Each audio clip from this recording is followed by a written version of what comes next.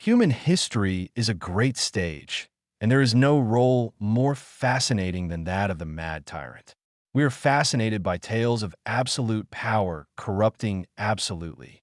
Caligula, with his horse and senator, has become the symbol of imperial madness. He is the yardstick by which we measure all other deviant rulers. We nod when we hear about tyrannical kings, and silently thank ourselves for living in a saner age. But is that the whole story? There's a dangerous way of thinking about the past. We assume that our ancestors' logic is the same as our own. We impose modern standards of morality and mental health on people living in a world we can barely imagine. And when their actions do not fit our framework, we easily label them simply mad. But what if madness is not a disease, but a strategy? What if the most bizarre acts in history were not born of a broken brain, but of a completely different logic, one shaped by desperation, ambition, and a cruel reality? Let's begin this journey of rediscovery with one of Rome's most deviant emperors, a teenager who turned the world's most powerful empire into a stage for his own bizarre acts, Elagabalus. History has it that the 14-year-old replaced the supreme god Jupiter with a black meteorite from Syria. He dressed in women's clothes, demanded to be called queen, and threw parties where roses fell from the ceiling so heavily that some guests suffocated. On the surface, it was the work of a lunatic, a child given too much power and using it to satisfy his wildest whims. But let's stop and think backward for a moment. Forget what we think we know. Elagabalus was not a Roman. He was a high priest of the Syrian cult of the sun god Elagabal, installed in a military coup. He was thrown into the heart of Roman power, a foreign world of political intrigue, cunning senators, and a centuries-old religious system that legitimized the power of the Roman elite. He was a total outsider. In that context, was it really madness to bring the meteorite, the most sacred symbol of his homeland and the source of his own divine power, to Rome and place it above all other gods? Or was it a desperate political gambit? By forcing Rome to worship his god, he was not merely proselytizing. He was trying to tear down the old power base of the Senate and the nobility and replace it with a new one that he alone controlled. It was an attempt to reshape the entire spiritual and political universe of the empire around himself. It wasn't madness.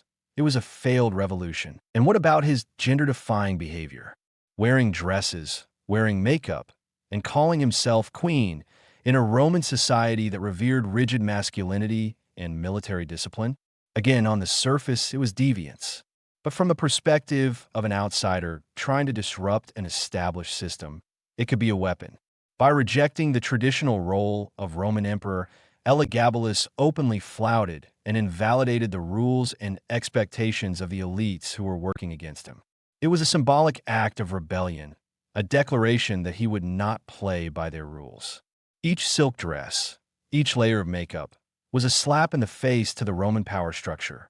It was a shock tactic designed to confuse and disorient his enemies. Even the deadly rose feast can be re-examined. It was more than a cruel teenage prank. It was a display of absolute power.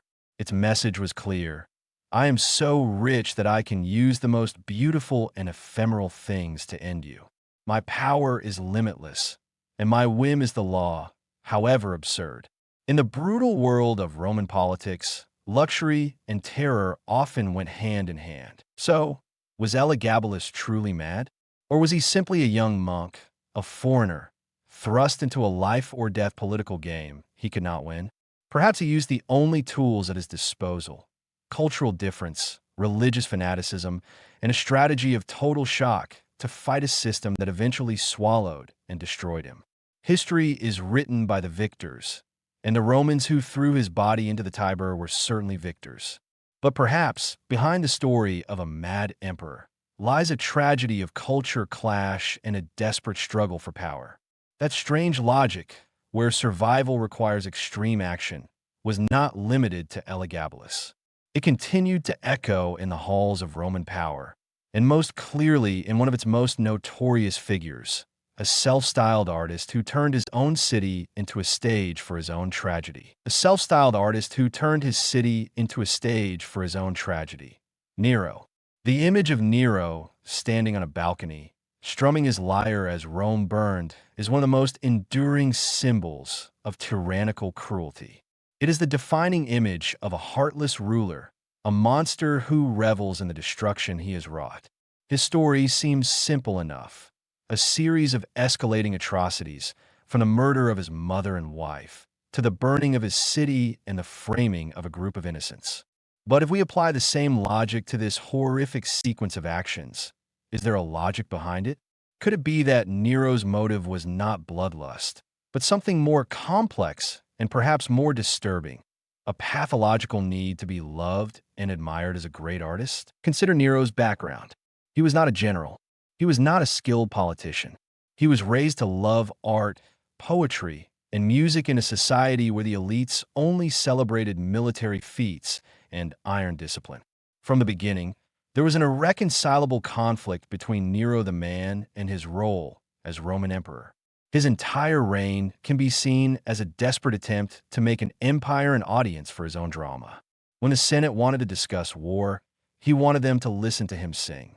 When his generals reported on their conquests, he wanted them to admire his poems. In this play, his mother Agrippina is the primary villain.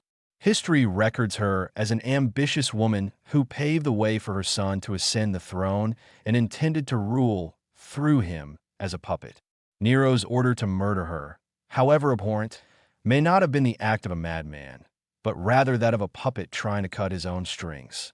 It was a brutal declaration of independence, a bloody message that he would no longer be a tool for anyone else's ambitions. In the iron logic of Roman politics, where power was a game of life and death, it was a choice between becoming a puppet emperor or seizing absolute power by eliminating one's greatest rival, even if that was one's own mother. And then there was the Great Fire of Rome. The legend of his playing the harp is almost certainly a product of later propaganda. But consider the consequences. For a narcissist like Nero, obsessed with leaving a legacy, what did it mean to see an ancient, cramped, chaotic city suddenly reduced to ashes? It was a tragedy, but also an opportunity. A blank canvas. The fire allowed him to do what every great artist dreams of: remake the world in his own image. He redesigned Rome with wider streets, safer buildings, and above all, he built the Golden House, Domus Aurea, an impossibly lavish palace, a monument to what he believed was his artistic genius. Did he burn Rome not because he enjoyed destruction, but because he wanted to clear the stage for his greatest work? Of course, a great disaster requires a scapegoat. The Roman people were angry and suspicious. To survive, an emperor obsessed with public acclaim like Nero had to redirect that rage. The Christians at the time were a small, secretive, and unpopular sect. They were the perfect scapegoat. Their brutal execution, turning them into human torches to light his gardens, was more than just cruelty. It was a coldly calculated political stunt. It was a double message: to appease the crowds by giving them an enemy to hate, and to demonstrate the absolute power of the emperor in a gruesome and unforgettable way. This twisted logic reaches its climax with Sporus, a boy castrated and married because he resembles his dead wife Poppaea. It is a bizarre act, but to a mind consumed by grief, guilt, and narcissism, it makes sense. He is not trying to replace his wife. He is trying to freeze time, creating a living statue of his lost love and his own guilt. It is a theatrical attempt to control both death and memory. So Nero was not simply a monster. He was an artist with a huge ego given unlimited power. His crimes were not random acts of madness, but logical steps in his own personal tragedy, where the Roman Empire was the stage, the people were the supporting actors, and only his own feelings mattered. His final words, "What a great artist dies in me," were perhaps not the ramblings of a madman, but the truest summary of his entire existence. But if Nero's madness was a selfish drama, there was another emperor who turned madness into a sport, a display of physical strength that masked a deep insecurity. But if Nero's madness was a selfish act, there was another emperor who turned madness into a sport, a display of physical strength that masked a deep insecurity. That was Commodus. History often portrays him as a great disappointment, a sadistic buffoon who broke the chain of 5 good emperors by succeeding his great father, the Stoic philosopher Marcus Aurelius. The story tells of an emperor who saw himself as Hercules reincarnated, entering the Roman Colosseum to fight as a gladiator, only to find his opponents were always crippled, bound, or armed with only wooden weapons. It was the image of a braggart, an affront to his beloved father's legacy. But the reverse thinking requires us to ask a fundamental question. How could the son of one of Rome's greatest thinkers have become like this? Was Commodus's madness not a lack of intelligence, but an extreme reaction, an inevitable consequence of growing up in the shadow of a perfect father? Marcus Aurelius was the embodiment of the Roman ideal, philosopher, general, and devoted ruler. He was a monument that no son could hope to surpass. Commodus's achievements would always be compared and always seen as inferior. In the desperate logic of the eternally inferior son, if he could not win at his father's game, the only option was to change the game altogether. And Commodus changed that. He could not possibly be a more brilliant philosopher than his father, so he chose to become the embodiment of pure physical strength. His choice of Hercules was no accident. Hercules was a demigod, a symbol of strength beyond human limits, a hero beloved by his people for his exploits rather than his philosophical musings. By donning the lion's skin and wielding the mace, Commodus was forging a new kind of emperor, one based on brawn and spectacle, something his father could never be. It was an act of psychological rebellion, an attempt to carve out his own legacy, one measured by the roars of the crowd in the arena rather than the quiet praise of the Senate. His gladiatorial games, therefore, were never intended to be fair contests. That they were fixed was not the secret, but the message. When the emperor, the living god, entered the arena and easily dispatched a weak opponent, it was not a fight. It was a political ritual designed to visually reinforce his divine authority. The crowd had not come to see a dramatic battle. They had come to witness a god demonstrate his inevitable superiority. Every blow, every beast slain, was an affirmation that their emperor was no longer a mortal, but a force of nature, unchallenged. This twisted logic also explains his most seemingly insane act, charging the Roman state itself a huge fee every time he appeared in the arena, an act that bankrupted the treasury. Economically, this made no sense, but symbolically, it made perfect sense. It wasn't just about making money. It was about forcing the Roman bureaucracy to officially recognize and value his divinity. Every sestertius that went into Commodus's private purse was a written acknowledgement that his Hercules reborn performance had real value, that his divinity was a monetizable asset. He had turned worship into a financial transaction, forcing the entire system to participate in his fantasy. Ultimately, Commodus' entire reign was a tragedy of compensation. From renaming the city of Rome, Colonia Commodiana, to replacing the months of the year with his own, it was all a desperate attempt to shout his name loud enough to drown out the echoes of his father's. He was more than just a narcissist. He was a deeply insecure son, and that insecurity, unfortunately, held the Roman Empire hostage. But while Commodus sought to assert his power by humbling himself in the arena, there were rulers who sought to consolidate it by wallowing in paranoia, turning the palace into a prison of mirrors, and ruling by pure fear. But while Commodus sought to assert his power by lowering himself into the arena, there were rulers who sought to consolidate it by enclosing themselves in paranoia, turning their palaces into prisons of mirrors, and ruling by pure fear. This was the world of Domitian, an emperor whom history often remembers as a paranoid tyrant. His story is a story of fear. Fear of assassins lurking around every corner. A fear so great that he had the walls of his palace tiled with a polished stone so that he could see anyone approaching from behind. He demanded that everyone address him as Dominus et Deus, Lord and God.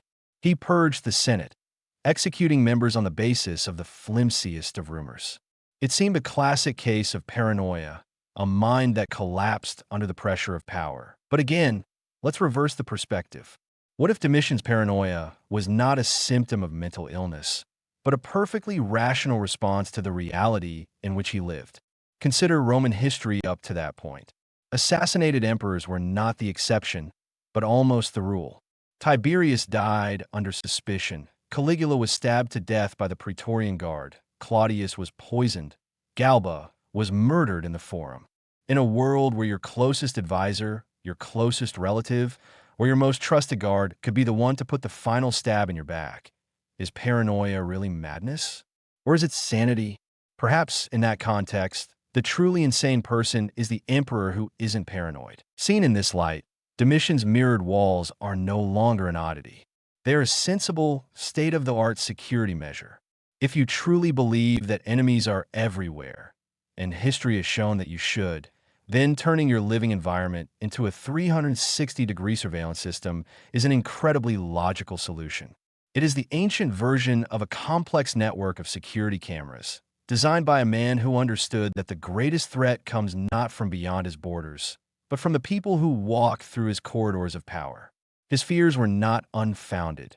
They were reinforced by the corpses of his predecessors. And what about the claim to be called Lord and God? Was it just egomania? Or was it a deep political move? Previous emperors had maintained a subtle charade, calling themselves princeps or first citizens, implying that they were merely first among equals in the Senate. But this ambiguity was dangerous. If the emperor were merely a first citizen, any senator could aspire to that position. By demanding to be called God, Domitian was attempting to break that charade once and for all. He was creating an unbridgeable distance between himself and any potential rivals. Conspiracy against a first citizen was politics. Conspiracy against a god was blasphemy. It was an attempt to make treason not only illegal, but a sin against the gods, thereby making oneself inviolable. His reign of terror, with its constant executions, followed a similarly ruthless logic. It was not random cruelty. It was a tool to maintain power. When you rule by fear, that fear must be constantly fed and reinforced. Every head that fell, whether from a real or stage plot, was a public reminder of the emperor's power and ruthlessness. It was a preemptive strike against future plots. By making the consequences of even treason became terrifying, he hoped to nip it in the bud. Domitian's madness, then, was a different kind of madness. It was not the madness of personal demons like that of Elagabalus, or of artistic narcissism like that of Nero. It was the cold, calculated madness of a totalitarian logic. His actions, however barbaric, were guided by a clear goal: absolute security and absolute control. He was not a lunatic. He was a man who followed the logic of fear to its very end. He built a cage of paranoia around himself, and in doing so, turned the empire into a prison. But the madness of a ruler is not limited to the walls of Rome. It can cross oceans and continents, morphing into an obsession with immortality, a quest that can poison an empire from within. But the madness of a ruler is not limited to the walls of Rome. It can cross oceans and continents, morphing into an obsession with immortality, a quest that can poison an empire from within. To see this, we must look east to the man who did the unthinkable, Qin Shi Huang, the first emperor to unify China. History portrays him as a death-obsessed tyrant who sent expeditions in search of the elixir of life, took mercury pills, and built a vast terracotta army to protect him in the afterlife. His actions seem to have been the height of selfishness and personal fear. But let's reverse the thinking once more. Qin Shi Huang's achievements were unprecedented. He ended centuries of war, conquered enemy states, and, out of blood and fire, created an entity called China. It was a monumental undertaking, and it came with an equally monumental burden. For someone who had created something so vast from nothing, the thought of it all falling apart after his death was not just a personal fear, it was a civilizational terror. In his mind, only he could hold the empire together. His personal survival meant the survival of the nation he had founded. From this perspective, the quest for immortality is no longer madness. It is the only logical step. A man who has achieved the impossible, unifying the world, Why should he think that achieving the next impossible, immortality, is beyond his reach? He has conquered all earthly enemies. His ultimate enemy is death. Waging a war against death with the same resources and determination that he used against other nations is, to him, a mere continuation of his life's work. And those mercury pills? Today, we know them to be a deadly neurotoxin. But in the context of ancient Chinese alchemy, mercury was considered a substance of eternity. It did not rust, it did not decompose. The logic, however flawed, was clear. By ingesting an eternal substance, one could infuse that eternity into one's body. It was not a death wish. It was a desperate attempt based on the best and most dangerous science his time had to offer. His growing paranoia was not a pre-existing condition. It was a side effect of the medicine he was taking. He was being driven into madness by the very thing he believed would save him. The secret tunnel system connecting hundreds of palaces, along with the execution of anyone who revealed his whereabouts, was a direct result of mercury-induced paranoia. But it also followed the logic of a man who believed his life was the pivot of an entire civilization. If his survival was paramount, then absolute security and secrecy were non-negotiable. Anyone who threatened that secrecy was a threat to the stability of the entire empire and had to be eliminated without hesitation. Even the most brutal acts, the burning of books and the burying of scholars alive, can be seen through a different lens. For a man trying to create a new, unified identity for a nation patched together from warring factions, old history and philosophy were a threat. They represented old divisions, old loyalties. To create a single China, he believed he had to erase the memory of the nations that had come before. It was a brutal act of cultural engineering, a reboot of history with himself as the starting point. It was not just about destroying knowledge. It was about destroying old identities to make way for a new, unified identity. The madness of Qin Shi Huang, then, was the madness of a visionary founder, taken to the extreme. He was a man whose ego was so intertwined with his state that he could not imagine the existence of one without the other. His mausoleum, with its terracotta army and rivers of mercury, was not just a monument to his fear of death. It was a testament to his belief that his rule, his empire, and his identity had to be eternal. He did not simply want to live forever. He wanted the world he created to be frozen in time under his eternal command. But not all imperial madnesses were of such epic proportions. Sometimes it comes not from fear or empire-building ambition, but from pure captivity and indulgence, turning a man into a slave to his most bizarre desires, even if it sinks the entire harem to the bottom of the sea. But not all imperial madness is of such epic proportions. Sometimes it comes not from fear or empire-building ambition, but from pure captivity and indulgence, turning a man into a slave to his most bizarre desires, even if it takes his entire harem to the bottom of the sea.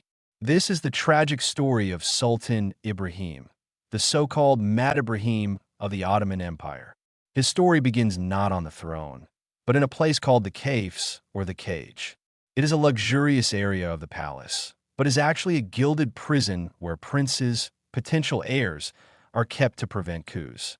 For 22 years, from childhood to adulthood, Ibrahim lived in this cage, isolated from the world, unschooled in the arts of government, and always under the shadow of his reigning brother's sudden execution. And then, one day, the cage door opened. His brother was dead. Ibrahim, a man who had never known freedom or power, suddenly found himself the ruler of one of the world's most powerful empires. History records that he plunged into a life of debauchery. He became obsessed with fur to the point of covering the walls and ceilings with fur. He became obsessed with large women, sending men everywhere to find the fattest one and appointing her as governor. And in an act of ultimate barbarism, he ordered the drowning of all 280 of his palace maids based on a rumor. These were the actions of a monster. But if we think backwards, we don't ask, why did he do it? We ask, what did the cage do to him? Ibrahim's madness was probably not a given. It was created, systematically nurtured over 2 decades of captivity. Imagine a mind deprived of all normal social interaction, of all sensory stimulation, of all sense of security. When the door to freedom is suddenly opened, it is not a release, but an overload. His obsessions are no longer mere perversions. They're the desperate acts of a starved mind trying to feel something, anything. Fur was more than decoration. It was warmth, texture, a tangible physical sensation in a world he did not understand. The search for the fattest woman was more than a quirk. It was the pursuit of an extreme, a tangible excess to compensate for a life that was utterly empty.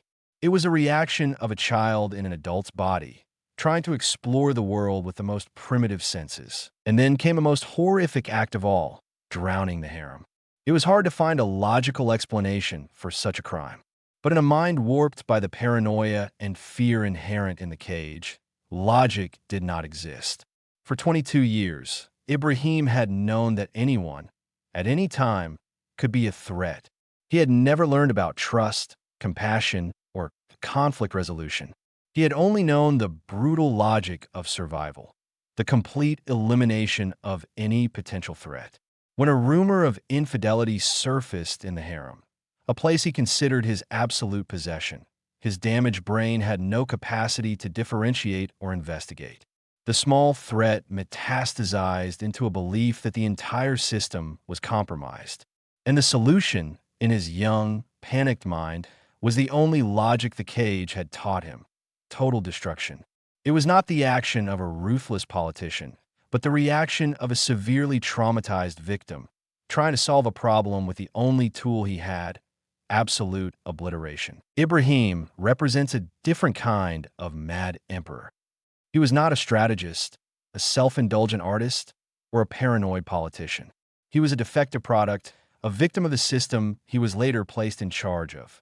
His reign was not a series of conscious choices, but a series of uncontrollable reactions, the last throes of a mind long since broken. His story is a chilling reminder that sometimes the greatest evil of a system is not what it does to its subjects, but what it does to its rulers. Ibrahim's story is a tragedy of a broken mind. But history has even stranger royal deaths, where depravity came not from cruelty or psychological trauma, but from the most ridiculous lack of self-control, proving that even simple gluttony can become an act of imperial madness. Ibrahim's story is a tragedy of a broken mind. But history is full of even stranger royal deaths, where depravity came not from cruelty or trauma, but from the most grotesque lack of self-control, proving that even simple gluttony can become an act of royal madness. Go to 18th century Sweden and meet King Adolf Fredrik. He was no tyrant, not torture. He did not murder. He had no grisly obsessions. His legacy was sealed not by a reign of terror, but by a single meal. His last meal. On Fat Tuesday in 1771, the king feasted on lobster, caviar, sauerkraut, smoked herring, and plenty of champagne. But that was only the beginning.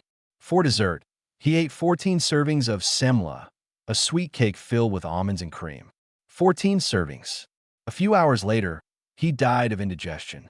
History has politely called him the king who ate himself to death. On the surface, this is a ridiculous tale of overindulgence.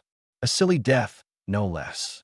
But if we dig deeper, is there a logic behind this self-destructive lack of control? To understand Adolf Fredrik, we must understand his times. He ruled during Sweden's era of liberty, a period in which the king's power had been largely stripped away by the parliament.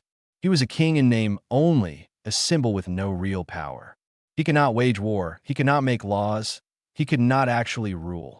So what does a man with the title of absolute power do, but who is completely powerless? The perverse logic here suggests that, unable to control his kingdom, he turned to control the only realm over which he truly had absolute power: his own body and pleasures. His gluttony was not just a personal vice, it was a symptom of political impotence. He compensated for his lack of power with culinary excess. He devoured food because he could not devour power. Every sumptuous dish, every piece of cake, was an act of sovereignty over a small kingdom over which he was the absolute master. the kingdom of his stomach. That last meal was no accident. It was the tragic culmination of a reign defined by political emptiness. It was the final act of a king who could exercise absolute power only over his own consumption, to the point of self-destruction. His depravity was not cruelty, but banality. And for a king, there is perhaps no worse fate than to be remembered by history not as a tyrant, but as a fool. And so our journey through the warped minds of emperors comes to an end. We began with the assumption that these men were simply mad, but through the lens of reverse thinking, a much more complex picture emerges. We have seen madness as an outsider's political strategy in Elagabalus. We have seen it as a selfish artistic performance in Nero. We have seen it as a psychological compensation for the shadow of a perfect father in Commodus. We have seen it as Domitian's rational paranoia in a world of assassins. We have seen it as a founder's obsession with protecting his legacy in Qin Shi Huang, as the tragic consequences of psychological trauma in Ibrahim, and finally, as a symptom of impotence in Adolf Frederick. As it turns out, the madness of a ruler is rarely a simple mental illness. It is a mirror reflecting back the impossible pressures, the inherent fears, the brutal systems, and the paradoxes of absolute power. The label madness that we so easily assign to them is often just a convenient way to dismiss the disturbing logic that actually drove them. Perhaps the greatest value in looking back at these stories is not to judge the people of the past, but to understand that these stories are not just about them. They are about us. They reveal the dark potential that lies within systems of power and the extreme limits to which the human psyche can reach under extreme pressure. They force us to look beyond simple labels of good and bad, sane and mad, to confront the complex and often terrifying logic that has shaped history. History is not a list of monsters. It is a mirror, and sometimes the reflection is more terrifying than we think.